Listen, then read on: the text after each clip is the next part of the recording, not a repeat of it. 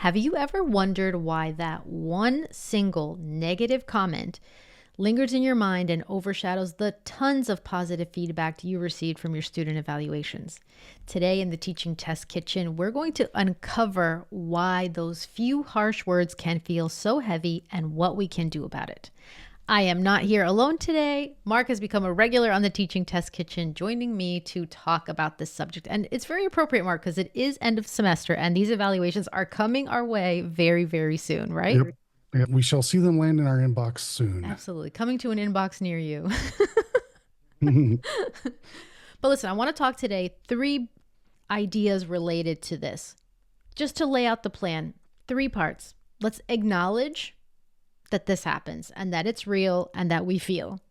Secondly, we're going to talk about the type of bias that causes this to happen in our brain. And then third, we're going to talk about what we can do about it, shifting our perspective.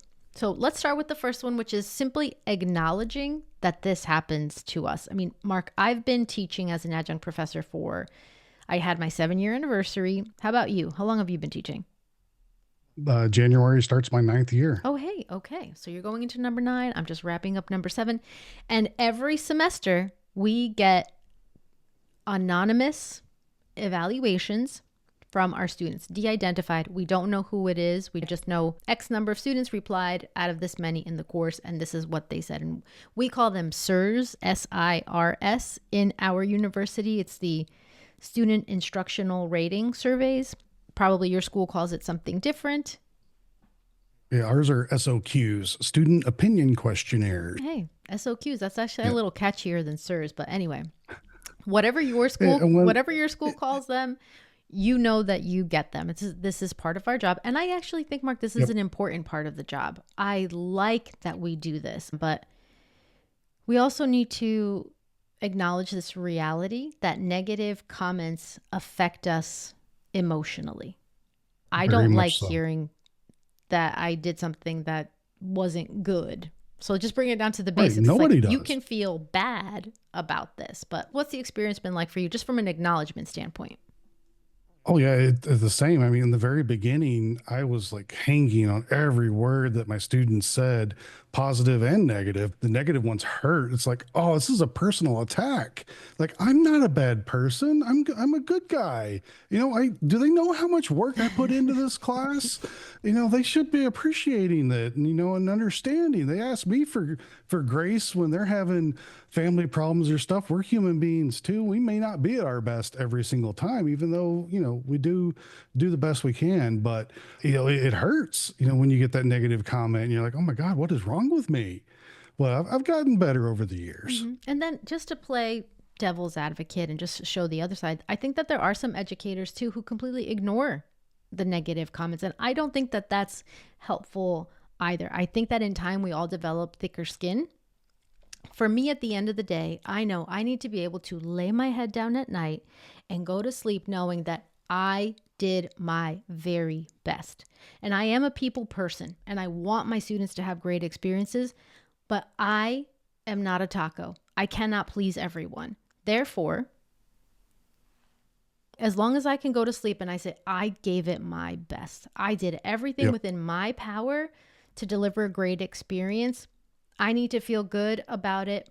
But I still think it's important to take into consideration what is being said in these comments. But before we get to the what, let's talk about why does this happen to us? Moving on to point number 2, negativity bias. This is this psychological concept where we focus on the negative more than the positive. So even if it's one negative comment or 2 or 3 and 50 or 25 or 155 great comments, the negative ones linger and stick around in here way more than the positive ones, even though quantity-wise, the negative one's much lighter, but they stick around longer. So what are your insights and thoughts on negativity bias?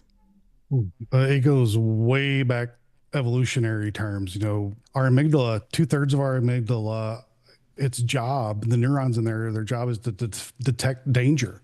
And so we don't have, saber-toothed cats trying to eat us anymore, or warring tribes necessarily, trying to take us out. But these negative comments can be perceived that way because That's how we survived as a species. We err on the side of caution. So there's a lot of hormones that go floating around in our brains. Cortisol is one of those. And what it does neurologically is it attaches more meaning to those negative experiences so that we don't forget them.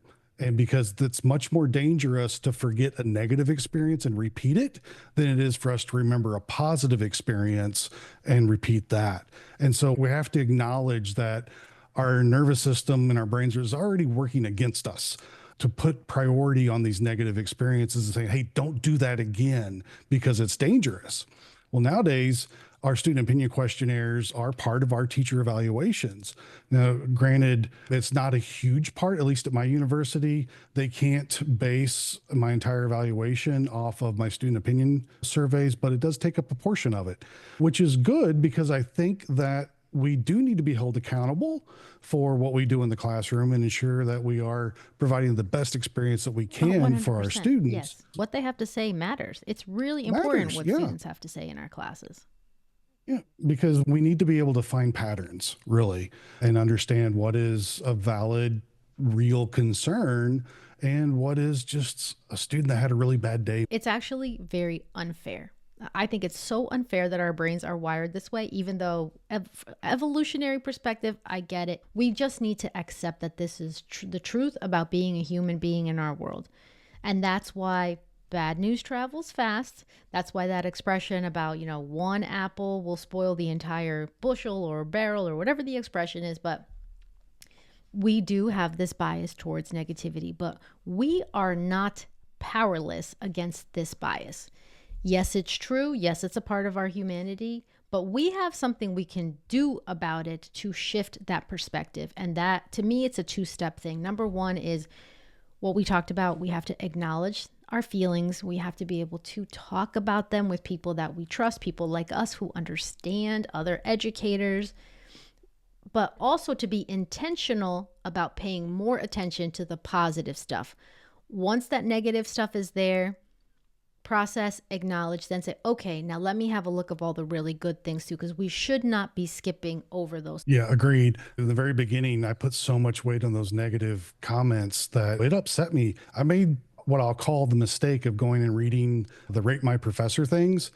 And there's a couple of really bad ones on there. And I start to recognize that a pattern doesn't exist until there's multiple instances of it. And so if I get one negative comment, two even, it's not that big of a deal. You can't please everybody unless you're a taco, of course. But you start to approach it from a scientific perspective of like, is this a pattern? Is this something that I've seen multiple semesters? If so, then I might need to make a change and decide if that's a valid concern or not. But also, if you remember our previous video when we were talking about resilience, you can also take those positive comments and as you read those, notice what's happening on the inside and let that feeling start to expand and recognize how good it feels to be recognized for all that hard work that you do put in. And there's always going to be good with the bad. And so just recognize that that does exist and focus on those positive sensations. One thing I notice happens with me is when I first read the comment, it seems so much more dramatic than it actually is once I've given myself time to process the emotional hijacking. Now, it depends on the comment too. Yeah. I believe that I do have a growth mindset. I believe that I know that I'm not perfect and that my students can have really great ideas and their experience is valid. What I also found with some student comments is that there's not enough information for me to really process that. But I'm very open about my survey. So one of my strategies is to always be upfront and share them publicly. I've organized all of my evaluations in terms of the final end of semester evaluation, but we also do mid-semester evaluations, and then there'll be other types of observations. So it's currently end of semester for us. It's December, but those evaluations are not ready. So mid-semester surveys that I have, most recent ones. So I will share this with you. Are those done by the university? Yes. Do you get to do those? Both. Mid semester I have to do on my own if I want to know how things are going halfway through, which is also a great strategy for preparing for end of semester evaluations. You know, you can get the pulse of the class halfway through it and fix problems before they become something that pops up on your final evaluation. Very good point, Mark. This is true. In some courses or some departments, they'll be optional and we can choose not to do them. But in my case, for both of my courses, I do choose to do them. And once I receive them, I sit and go through them with the class during class time. I'm always talking to them about giving and receiving feedback and the power that it has. I'm trying to model that and put myself in a vulnerable place by saying, okay, this is what everybody had to say. Let's talk about it.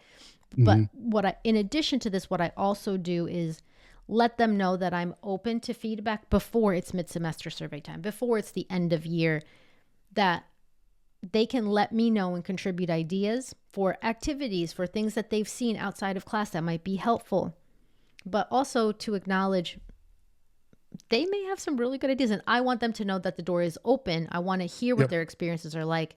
And if there's anything that I can do that's within my control to make it a better experience, I want to have a conversation about it. I've had that same experience, and it actually shows in my final evaluations too. The students that with the positive comments are like, you know, Professor Dust really cares about his students and wants to know. He even asked us for feedback about how can we improve things? What can we make a better learning experience?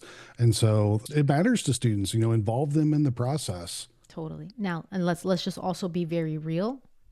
How many times do you complete surveys that you've been asked to do? So for me, I do offer an incentive for completing the end of semester survey. If everyone in the class completes it, everybody in the class gets extra credit. It matters to me what you think, what you feel, what you've experienced in the course.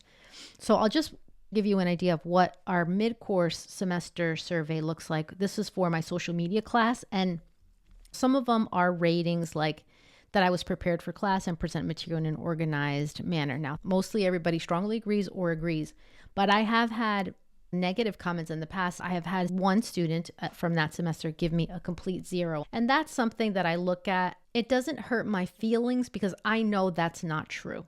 I have recordings of my class. Anybody who comes and observe my class, I don't think a person can truly say that I was not prepared for a class. There's not a pattern there. So some things just feel a bit unfair. And that's one of the acknowledgement pieces that I need to do too. Sometimes it's like, okay, that was just an unfair comment. I don't know why you put a 0 for that, you know? Yeah. So we go through lots of different ratings, responding effectively to student comments and questions, our respect for different parameters. Pause on this one for just a second before you talk about the students' perspective of your inclusivity. We also have to remember that there's a very real bias in these evaluations for women and persons of color. You know, I am at that privileged status of white male with a PhD. So I will not necessarily be evaluated because of my skin color or my gender, but it's very real that women and persons of color can get bad reviews just because they're a woman or a person of color. And I just want to make sure that we don't gloss over that because that could be the source of some of the negative comments, unfortunately. That's heartbreaking, honestly. It's heartbreaking that even needs to be said. I hope that we can get to a place where that's not an issue. Agreed. But it's real. Yeah, thanks for mentioning that, Mark. Just pause on that. But then there will be lots of rating questions. And then there's also open-ended questions for students like, what did you like most about this course? These are the things where I'll sit and I'll take my time to read. And again, looking for patterns. So I noticed that the students do feel like my courses, no matter what course I teach, no matter where I teach it, when I teach it, things are very consistent that it's engaging. They like the structure. See, again, engaging. The professor creates a comfortable environment that we can properly learn. So just that they acknowledge these kinds of things. The instructor was lively, had mood checks, and made sure we were engaged throughout. And then there'll be the things of, you know, what do you think needs improvement? Some of the comments were no improvements needed, and some of the comments are a bit dragged out at times. So when I read this to my students, I say, hey, that's a valid reply. but it's not enough information for me to know what to change. So I will say, in preparation for the end of semester survey, if you can think about, was it a particular lesson? Is it just the 3-hour window? Is it a particular activity? So that I have more information, because sometimes it's just like I don't have enough information to make an educated change based on the information that I was given. And same thing when I did read this to the students, like this one says better communication. So I would like to know from their experience what exactly is meant by that comment and how could the communication be improved. That's kind of a teaching point as well. Is like, well, we can start with better communication by defining, what this comment means. Better communication is telling me specifics, not just a blanket broad statement of better communication. What does that look like? Yeah. And also acknowledging, you know what, sometimes students are going to have very valid points and things that we need to work on. So this course is a brand new course that I've built from scratch. And one student's comment is better assignment descriptions and directions. And That's good communication. And I do think, and I acknowledge this, and I said it in the beginning of the semester, there will be some things to work on as I'm developing this. And I do think that I can enhance those with student examples. So as I teach the course, I will have more student examples to show, and I can provide more clarity in the assignment, perhaps in different ways than the text that's inside of our Canvas LMS. So and I wanted to share this publicly because I do share it with my students. I think that it's relevant. I think it's meaningful. And I'm showing them that I'm willing to be vulnerable and put myself out there. So any student that takes a course with me gets access to my past evaluations. I also give them my Rate My Professor so that they can have a look. And I also try to help them form their own opinion with me. But I'm not going to lie, there have been times where certain comments have definitely stung. And I think it gets better in time. You change the perspective. For me, is this particular comment truth or is it trash? Somebody taught me that a long time ago, and it has always stuck with me whenever anything comes into mind. Because you know what? Even if it hurts, it can still be true. There might be some elements of truth in this that I need to work on. Or is this just straight up like, okay, no. But it's after wrestling and thinking about it, not just assuming because it's bad, it's trash. Right. Yeah, I've some of my comments in my stress management class were, oh, all this is just a bunch of busy work. And I'm like, no, it's not busy work. I carefully constructed each of these assignments and spread them out over the course of the week so that it builds these habits in you of how to learn and scaffolding and all that stuff that we learn in these professional development classes that students have no idea about them. And after a couple of semesters of the same types of comments, I'm like, okay, let's look at my learning objectives and reverse engineer this and say, okay, what is the bare minimum that I need to get them to do in order to still achieve these learning objectives and it not turn into busy work? And so that took some time, but also communication with the students of, this is why you have 4 assignments a week. And this is the purpose of those. And I think some of that communication needs to happen as well, particularly if you have a class like my stress management class where they're doing a lot of introspection and reflection and also sharing with others and not necessarily having everything due on, Sunday night. Particularly with an asynchronous class, it makes things a little bit difficult because they want to wait until the very end and do it all. And like, no, the stuff is spread out on purpose. And then saying, okay, what's nice to have and what is the core essentials and sticking with that. So far, the evaluations have gotten better, less comments about busy work and more comments of like, I appreciate the way the course is structured and it forces me to institute the time management skills that I learn in one of the chapters of this course. So, you can make positive changes to your course based off of this constructive feedback. Absolutely. In fact, I feel like that's a really good practice is let me collect some of the top tips from my students to make this a better experience. So I think that part is important, even if sometimes it's a little bit painful to acknowledge, like, oh, damn, okay. But listen, valid point, something I can work on, something I know I can get better. Because again, I'm not perfect. I'm not a perfect educator. I'm learning, I'm growing. I have very good intentions and I want it to be better. Appreciating that that insight. One thing that I really cannot stress enough is that we have to be intentional about stressing the positive stuff, just like our brain automatically focuses on the negative. We really have to be intentional and say, okay, what's all the good stuff that's coming from this too? Not just from the evaluations, but I want to share something because it really touched my heart.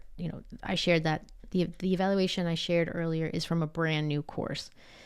And I received an email. I can't show it on screen because it does have the student's name. And good evening, professor. I hope you're doing well. I just wanted to take a moment and sincerely thank you for a wonderful semester. Your enthusiasm, dedication, and the engaging way you approach this course made it enjoyable and rewarding. I truly appreciate how you balanced fun and excitement with valuable lessons, and your kindness, patience, and hard work didn't go unnoticed. You're not only a fantastic professor, but also an incredible person, and it's been a privilege to learn from you. I wish you a restful and joyful winter break, and I look forward to staying in touch. Oh, how beautiful. Oh, I just put my hand on my heart because I was getting those warm fuzzies in my chest just thinking about that. And what was your experience like? What are you noticing on the inside as you read that? Well, thank you for reminding me to do that, because that's the resourcing exercises we talked about in a previous video. And I think I don't do that often enough. I experience the feeling and I move on. But I almost cried reading it, and I've read it multiple times already. I feel like really hot in my cheeks, and hot, like the temperature went up for some reason. And it's especially the part where she said all of the things that didn't go unnoticed. I was like, hey, she's taking, Yeah, and the fact that she is taking time to share it. Like she right. felt it, she thought it, but she took the time to put it in writing and send it to me. Yeah, just notice what that feels like. I know I heard your voice crack just a little bit there. See a little Yes. bit of wetness in your eyes. Notice those sensations and the positive that is associated with that. Save it to the hard drive. Just sit with it for a minute. Don't gloss it I'm over. going to save it to the heart drive. Oh, love that. The heart drive. That's fantastic. Because this is one of those ways that we can start to overpower that negativity bias, is have gratitude and notice these positive things in our world and sit with them for a little while. Remember in the last video, it takes a good 12 seconds for that positive memory and thing to get through the hippocampus and actually kind of register into our memories. And so we have to make a conscious effort to do that. And that warm flush that you felt with your parasympathetic discharge, your parasympathetic branch of your nervous system's coming online. That rest and digest part is like, oh, whew, thank God I get to actually kind of engage now and take some of that weight off my shoulders. And the more that we do that, the more resilience that we can build physiologically towards some of those negative comments. Yeah. And so thank you so much for sharing that with not only myself, but with the audience. And that was just, my day is going to be even better now, knowing that you got a comment like that, that just really uplifts and brings recognition and heart to all that hard work that we do as adjunct professors and lecturers. Yeah, absolutely. Thank you. Absolutely. Thank you for the reminder, Mark. That was really powerful to do the resourcing activity with something like this. So thank you very much. And let's summarize so that we've fully recapped this. I'm still tingling. I can still feel tingles and sensations. So Fantastic. but Yeah. it certainly does help balance things out. So I know we want to make sure that we give attention to the good things that we're doing and be reminded of those things too. So my wish for all of you listening is that you get these great kinds of messages that are going to help you. I save mine. I have a file called an encouragement file. Some of them are physical things that I put. So it's a physical folder as well as a digital one. So if it's an email, I have these files that I can look back on. But in summary, we have to acknowledge. The acknowledgement piece is important, right, Mark? Just to know Yep. this may happen to us, and we're going to have feelings about it, and they're going to be hard, and we need to give ourselves time and space to process. We're going to have an emotional hijacking. We're going to need to work through these feelings.